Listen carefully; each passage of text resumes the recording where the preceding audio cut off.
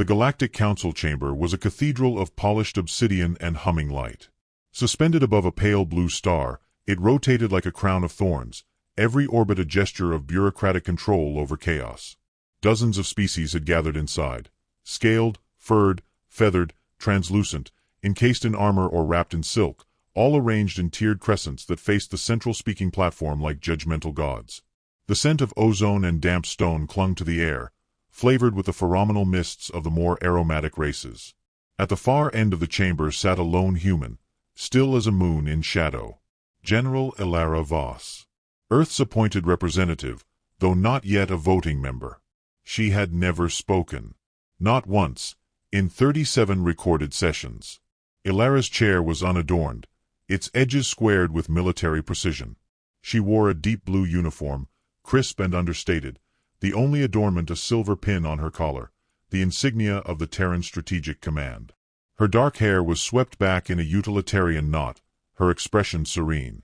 She sipped tea from a thermos labeled, "World's Okayest General," as if the boiling politics of interstellar diplomacy were just a dull staff meeting. That silence unnerved them. Ambassador Krothak of the Carol Dominion was the first to speak that day. His voice low and textured like gravel grinding against bone. The Terran has attended every meeting without contributing. Is this how your species demonstrates respect, or are you simply mute? A ripple of laughter stirred among the delegates. Some with nervous chuckles, others with genuine derision. Ilara didn't flinch. Her thermos made a soft click as she closed the lid. Her gaze flicked toward Krothak, not hostile, not warm. Just aware. She said nothing. Ferkel the Mind Seer, a floating, translucent orb trailing threads of psychic bioluminescence, pulsed violet. I've attempted to read her mind, it confessed, voice echoing in musical layers. It was like peering into a chasm wrapped in fog, but deeper. I glimpsed a memory, teeth, fire, and laughter. It laughed at me. The chamber quieted. The laughter faded.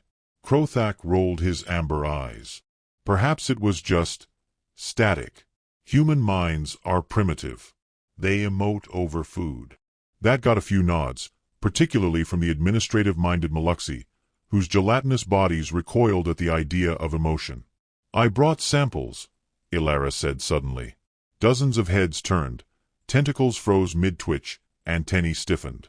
Her voice was warm, smooth, neutral as a perfectly set table.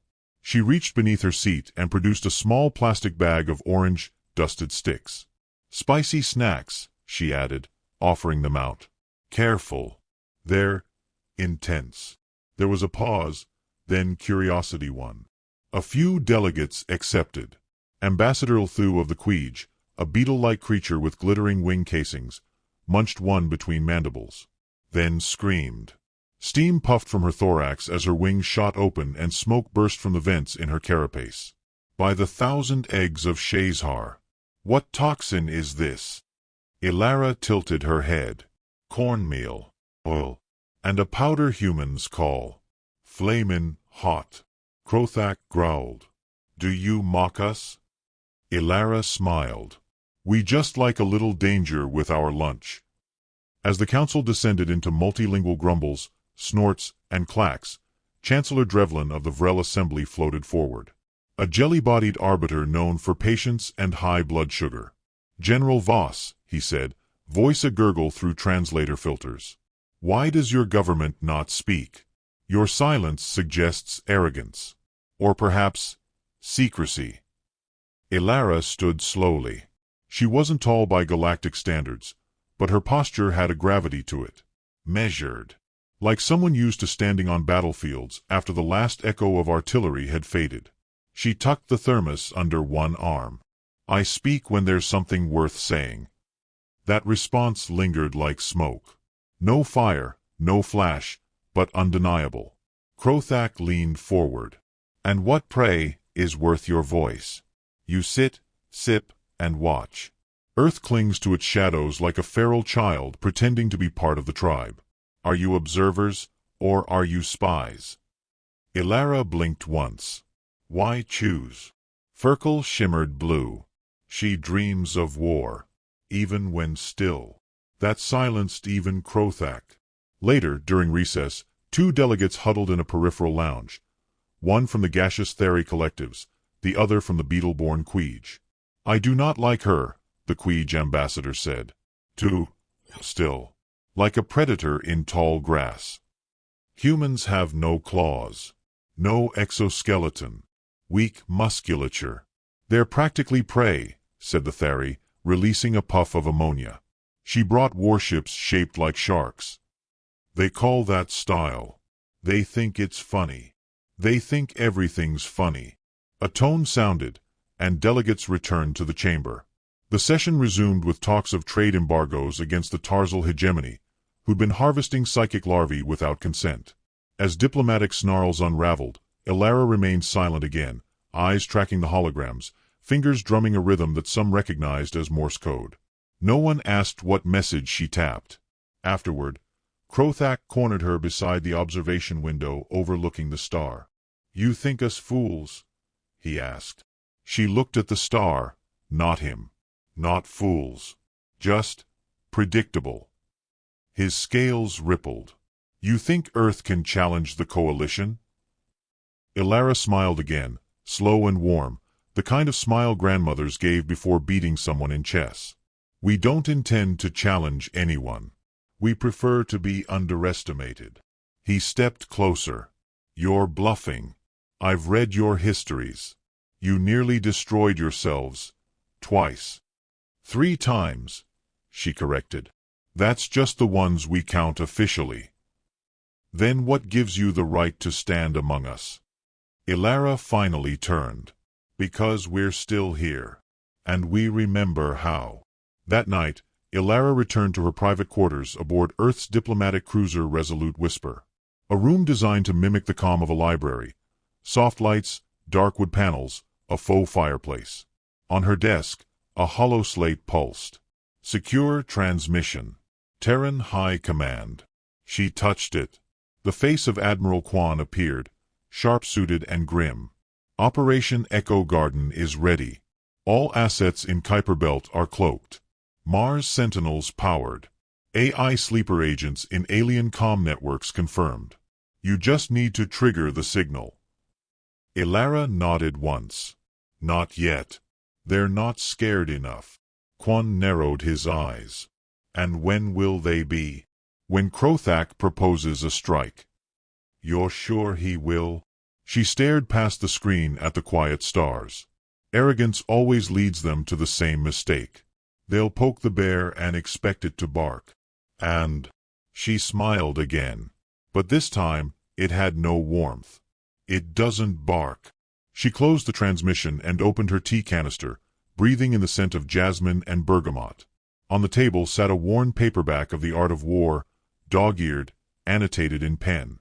The next morning, Ferkel did not attend the council. It had withdrawn, citing psychic injury. The official report read, "Exposure to human mental architecture is hazardous to non-linear lifeforms." Ilara entered the chamber 5 minutes early, nodded politely at the other ambassadors, and took her seat. Krothak scowled as she passed. She offered him a soft smile and handed him a new snack packet. "Beef jerky," she said. "Spiced. A bit chewy." He sniffed it suspiciously. "What animal does this come from?" "Cow." "Carnivores?" "No. We just liked how they tasted." He returned the packet. She shrugged and took a bite. That session was brief. Tensions rose over an unresolved border dispute between the Metsari and the Sorn Clade. No votes passed. No consensus reached. Standard galactic deadlock. But just before the gavel sounded the session's end, Krothak stood. "I propose the Council re-evaluate Earth's status," he said. "Their presence here is a security risk." The room shifted. No agreement, but no protest either. The possibility hung in the air like thunderclouds gathering. Ilara said nothing, until the last delegate turned to leave. Then she rose. Her voice, calm and clear, drifted across the polished chamber. "If you intend to strike Earth," she said, "send your strongest first." The door slid closed behind her. The silence she left behind was a different kind this time. Not confusion, not offense, dread. And a question, passed in hushed tones between galaxies. What are the humans hiding? The Galactic Council met in emergency session 3 rotations later. The chamber, normally cool and ceremonious, buzzed with low-frequency unease. Delegates flicked tongues, groomed antennae, adjusted translator nodes. Fear was not foreign to these species, but it was rarely felt here. This space had always been neutral ground, a sanctum of diplomacy where wars could be frozen in words. Today, however, war rippled beneath the surface like something coiled and ready to strike. Krothax stood at the central podium, his armored scales polished to a militant sheen. The KRWL Dominion's insignia glowed red above his brow, pulsing like a heartbeat with each syllable. Let the record show, the species known as humans have demonstrated a pattern of concealed aggression, strategic silence, and deliberate obfuscation. Earth's refusal to comply with standard cultural transparency protocols, combined with their representatives' veiled threats, compels us to take action. The KRYLL Dominion hereby proposes a motion of preemptive containment. Immediate neutralization of Earth's military capacity to ensure galactic peace. The final word echoed with the weight of hypocrisy. A wave of reactions rippled across the amphitheater. The Maluxi pressed into each other anxiously, their gelatinous bodies absorbing one another's tremors. The insectoid queej hissed and clicked in their native tongue before their translators caught up. Containment does not equal peace. It precedes colonization. Drevlin, floating amid his Vrel advisors, raised a tendril. Earth has not attacked. They've barely spoken. We cannot punish silence. They are hiding something, Krothax barked. Even the mind-seer fled. Ilara Voss sat in her usual place, impeccably still, unimpressed. She poured tea into a ceramic mug etched with the phrase, "Don't mistake my silence for weakness." The English letters confused half the room. The ones who could read it found no comfort in translation.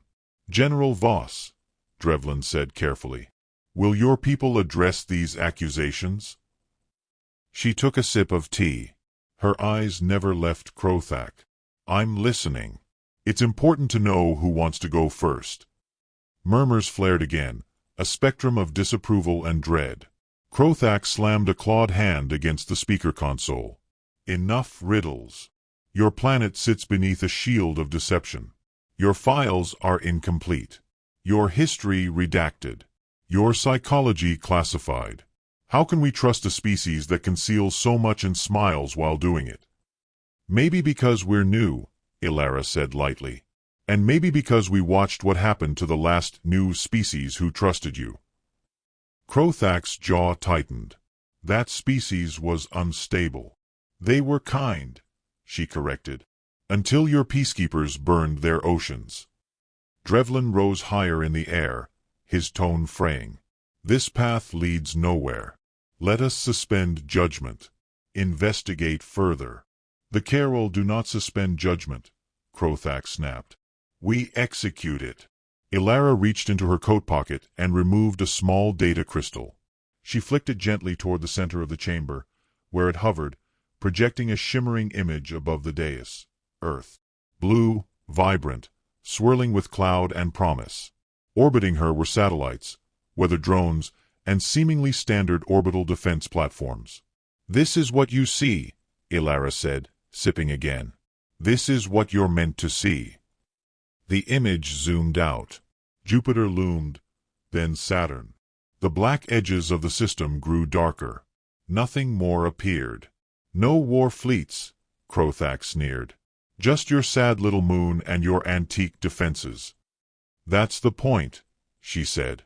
"You don't find what you're not smart enough to look for." "You're baiting us." "Obviously." The chamber stilled. That single word rewrote the tone like a conductor cutting the orchestra mid-note. Drevlin's voice was trembling. "General Voss, do you admit that Earth is provoking armed conflict?" "No," she said. "I admit that Earth is preparing for it." Gasps fluttered like birds startled from a field. "You confirm Earth has hidden fleets?" Krothax said, breath-catching with what might have been either excitement or terror. Ilara met his gaze directly. "We confirmed long ago that you'd come. We've just been waiting for the moment you were sure we wouldn't fight back." Ferkel was absent again. Word spread it had entered hibernation, its neural threads fried by lingering contact with human cognition. Another delegate, the Aloxian interpreter known as Ser, had stopped translating altogether. It said the emotional content of human speech was toxic when rendered precisely. Krothak turned back to the assembly. "You've heard it from her own mouth. Earth is hostile. If we do not act now, we invite catastrophe later." He raised one talon, a formal gesture of unity among the Krwil. "We invoke Protocol 17, collective preemption. The Krwil Dominion, the Huron Hive, the coalition of the Outer Thorn, we will move to intercept Earth before its venom spreads." 10 delegations aligned with him. A critical mass. Drevlin shuddered. Protocol 17 hasn't been invoked since the collapse of the Halo-Synth Accord. You would risk galactic war. Krothak bared his teeth. "To prevent one?" "Gladly." "And Earth?" Drevlin asked, voice low. Ilara stood. "We will not strike first," she said. "But we will finish it." 3 words pulsed silently above her as she walked out of the chamber. Motion passed unanimously. Earth containment begins. On board the Resolute Whisper, Ilara entered the war room. The polished table was embedded with tactical holos, each flickering with real-time data drawn from cloaked probes across the system. 10 officers stood at attention, waiting. Admiral Quan appeared again on the comlink. "They took the bait." She nodded. "Fleet movement. Huron carriers are en route to Mars orbit. KRYLL destroyers are grouping in Kuiper's shadow. They've underestimated our decoys." "Exactly as planned." "How many?" 73 capital ships. 12 command flags. Over 400 attack vessels. "And ours?" "Still cold. Still invisible. AI systems running dark. The net's ready." Ilara studied the board. One blink of her eyes, a long, meditative blink, and a dozen scenarios played behind her still face. "Set condition threshold, empathy withdrawn," she said. The officers nodded grimly. Quan hesitated. "Are you sure, Ilara? There's still time to force diplomatic delay." "They want proof," she said softly. "Let's give them a demonstration." Her voice changed then, almost imperceptibly. The soft, inviting cadence remained. But underneath, there was a stillness. A vacuum of warmth. The tone people used before launching weapons they regretted building. Execute Phase 1. The first alien fleet breached Earth's outer surveillance zone 6 days later. They expected warning shots, panic transmissions, or a scramble of outdated fighters. Instead, they encountered silence. Their long-range sensors picked up ancient satellites orbiting Pluto. No heat signatures. No signs of life. Then something moved. A small object, the size of a torpedo, launched itself from the shadow of a moon. It wasn't fast. It didn't glow. It didn't look threatening. They tracked it anyway. The object drifted toward the lead KRYLL cruiser and, attached.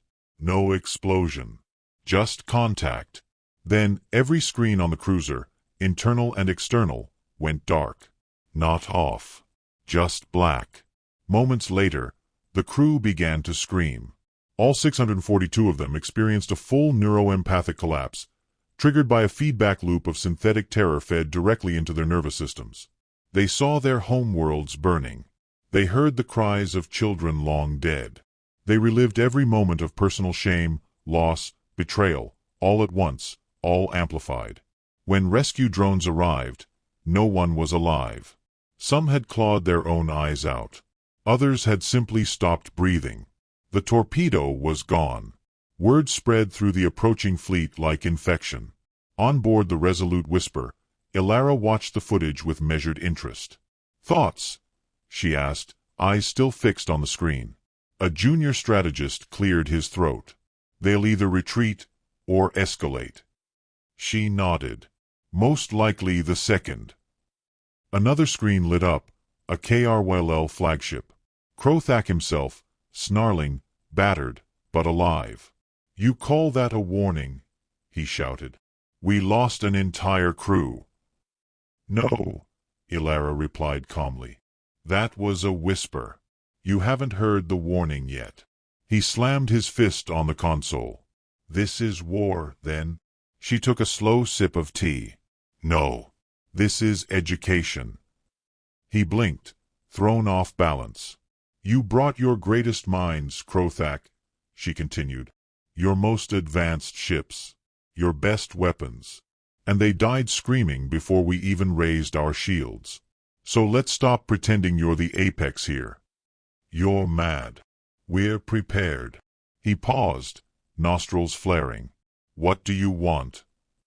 Ilara leaned closer to the camera. Her voice dropped, just enough to force him to lean in, too. "We want you to remember that peace is always the better choice, not because it's noble, but because it's less painful." Then she cut the feed. Krothak's image vanished. Back in the chamber, chaos reigned. Delegates argued over whether to abandon the assault, plead for mercy, or double down. Some called for emergency recall. Others demanded the arrest of the Terran delegation. But Ilara never returned to the council. She had said all she needed to. The final message Earth broadcasted was brief. A transmission of a chessboard, half complete. A human hand moved a knight. Then the screen went dark. And across the stars, in dozens of council chambers and war rooms, a single message was decoded from the visual feed. "Your move." The alien coalition's fleet cut through the dark like a spear forged in arrogance. 73 capital ships, flanked by rows of escorts, cruisers, and atmospheric destroyers, bore down on the solar system in flawless, aggressive formation. To them, Earth was an underdefended backwater, bloated with ego and sentiment. They came to show force, to display dominance, to correct what they believed was a galactic misstep in ever allowing humans to rise unchecked. They arrived expecting fear. Instead, they were met with silence. The outer edge of the Kuiper Belt shimmered with nothing but void. No counter fleets. No warning signals. Just drifting rock and ancient ice, as passive as always. The first wave of alien commanders began transmitting standard intimidation protocols, recorded ultimatums, demand for surrender declarations, even culturally tailored insults designed to unravel morale. The human response came in a soft pulse. Not a voice. Not a weapon. A data burst. Short, encrypted, and deeply polite. "You are seen. Proceed as you must." The lead KRLL vessel, Sovereign's Claw, activated its advanced targeting arrays, scanning for hidden armaments or cloaked ships. There was nothing. It signaled the fleet to push deeper, past Neptune. Earth's gravity well was beginning to register on their long-range sensors. Every projection showed victory. No resistance. No shields. No mobilized response. Just Earth's orbital satellites, flickering like antique toys. And then, Mars blinked. The Martian moon, Deimos, which had never exhibited rotational variance in over a century, suddenly spun half a degree. The shift was minor, undetectable to most sensors. But those who caught it had no time to process its meaning. It wasn't a moon. It never had been. It was a cannon. A series of ancient rocks and dormant mining outposts across the asteroid belt came online at once. Heat signatures burst across the region like wildfire. Dozens of them. Hundreds. Not missiles, not lasers. Too primitive. These were swarm clouds. Invisible until activated. Tiny, silent, lethal. An entire KRYL vanguard vanished in less than 3 seconds. The rest panicked. Ships scattered, formations breaking into chaos. Command protocols overlapped, jammed, scrambled. Artificial intelligence modules began returning contradictory orders, some in English, some in Latin. A single command echoed through every enemy channel: "Welcome to the garden. Prune accordingly." The silence had broken, and now the humans spoke in death. On board the Resolute Whisper, General Ilara Voss observed the enemy fleet scatter across the solar map. The room around her was quiet except for the occasional voice report from embedded AI units. Fleet 3 fractured. Hostile ships in disarray. KRWLL formation leader has ceased transmission. Initiating Operation Tooth and Thread. Ilara didn't blink. Confirmed. Continue. Do not overkill. Admiral Kwan's voice came through on the main link. They didn't even raise shields. They couldn't, she said. They thought the war would start when they arrived.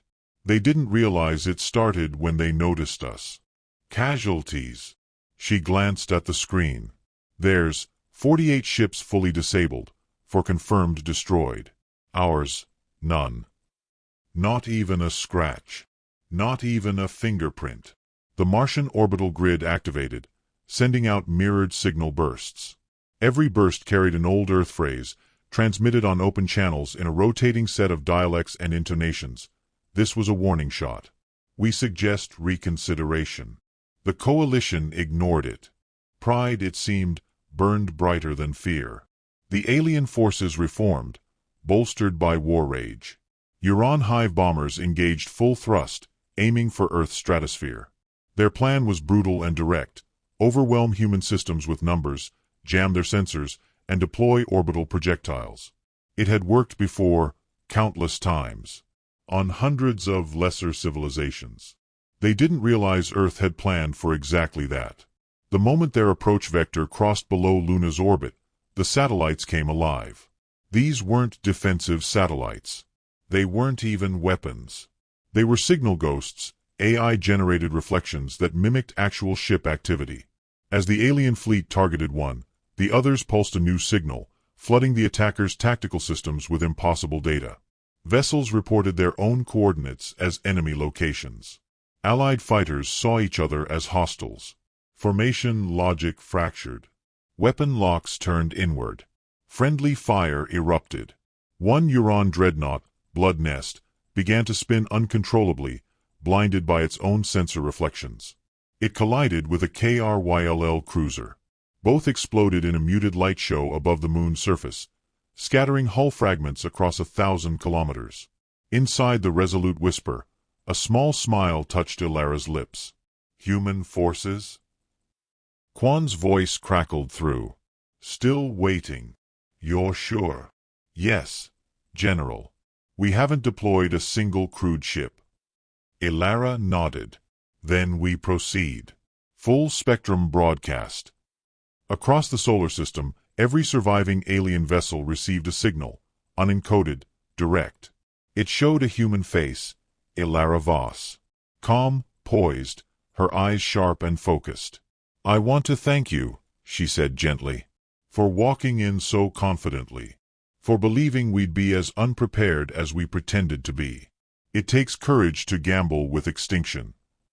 Behind her, the feed shifted, showing Earth not from orbit, but from beyond, pulled from an unmanned stealth satellite sitting just behind the sun. The view changed again, cycling rapidly. Military installations. Deep-sea silos. Arctic camouflaged ports. Subterranean railguns buried in tectonic plates. Swarms of autonomous drones lying dormant on the dark side of the moon. We never stopped building, Ilara's voice continued. We just stopped bragging. Krothak, aboard his flagship Devourer of Winds, slammed his claws into the comm console. Cut the feed, he shouted. It wouldn't cut. The human transmission piggybacked on every signal route. It couldn't be removed, blocked, or ignored. We believe in peace, Ilara said. But peace isn't the absence of conflict. It's the management of danger. And humans? We manage very well. The screen darkened.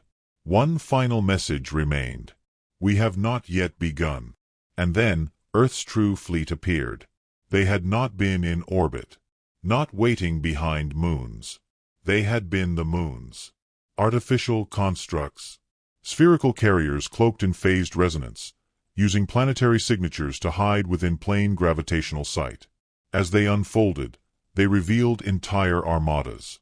Hundreds of sleek, obsidian vessels, shark-like and silent. The Terran fleet moved in unison, without a single command visible. There was no battle chatter, no signals, just momentum. The alien coalition, already destabilized, tried to retreat. But the path back was gone. What they didn't realize was that the humans hadn't only planned for the front lines. They had seeded the stars themselves. During Earth's period of peace, generations of engineers, tacticians, and scientists had worked to distribute autonomous assault platforms across every conceivable approach vector. Hidden within comets, disguised as debris, embedded in mining colonies, these sentinels formed a three-dimensional web of death. The alien fleet was now within the kill zone. Operation Threadbare initiated. Within moments, every known alien command ship was locked in targeting grids designed by predictive behavioral AI. The weapons didn't fire. Not yet. Instead, the ships themselves began to speak. Each one emitted a carefully synthesized version of the native voice of its captain, played in reverse, layered with neural disruptive frequencies only perceptible to the biological structure of that species. The result was panic. Ships spiraled. Orders collapsed into nonsense. Crews reported hearing their own deaths whispered in their own language. And then, for the first time in recorded galactic warfare, an entire fleet surrendered without being fired upon. The silence returned. And Earth stood victorious, not by overwhelming force, but by superior understanding. Inside the resolute whisper, Ilara sat alone in the observation deck. The stars outside twinkled with soft, indifferent light. She poured herself another cup of tea. Admiral Kwan's voice returned. They've surrendered. Fully. They're transmitting apologies. Demanding diplomatic re-entry protocols. They're trying to send tribute. Accept nothing yet, she said. Let them sit in silence. He paused. General, what do we tell the Council? She sipped, considering. Then, tell them Earth remains open to peace. But we expect to be heard when we speak. What if they still underestimate us? She looked out over the deep dark. Then we do what humans always do when underestimated, she said. We bury the evidence. Politely. As she stood, her coat rippled faintly. Embedded on the back, a stitched phrase, subtle in gray. Civility is the camouflage of the apex. She didn't look back. And far above, in star systems still watching, in council chambers now flooded with new reports, the galaxy began to whisper a new phrase. Beware the quiet human.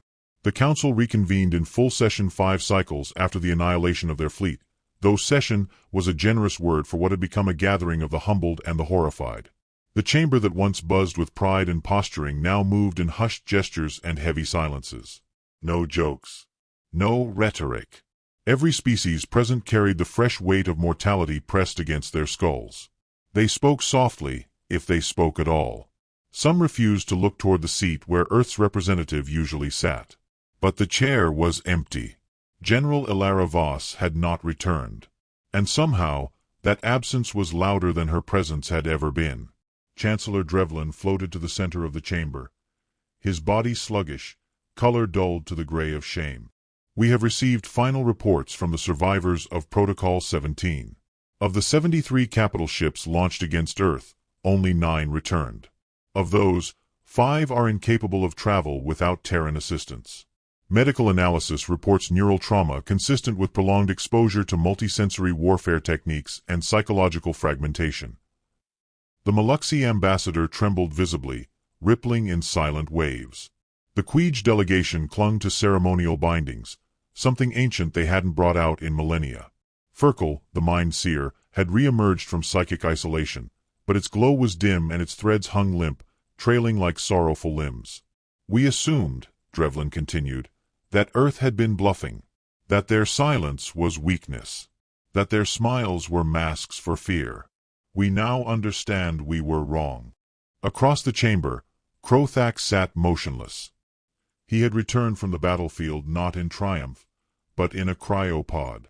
Half his jaw was now cybernetic, reconstructed after an encounter with a weapon he still couldn't explain. A weapon that hadn't fired, just spoken his name and played the sound of his mother's voice telling him goodbye. He hadn't slept since. Ilara entered without announcement. She moved like a shadow with gravity. Every footstep silent, but undeniable. The very air seemed to bow slightly, as if the room had learned reverence in her absence. She wore the same uniform. Same silver insignia. Same thermos tucked under her arm. But something in her gaze had shifted, something colder, more honest. She did not sit. Instead, she stepped to the center, beside Drevlin. She looked at the council, not with accusation, not even judgment, but with simple comprehension, like a mathematician noting the final step of a long equation. Earth has no intention of retaliating, she said, voice low and clear. We are not here to conquer. We are not here to avenge. We have already won. That statement rang out, not as arrogance, but as fact. It was not a threat, not a boast. It was a weather report. She continued, in the last 40 years, Earth has quietly invested more in defensive infrastructure than any other civilization in known space. We mapped the probabilities. We studied your patterns. We learned how you think. And we decided to become your mirror.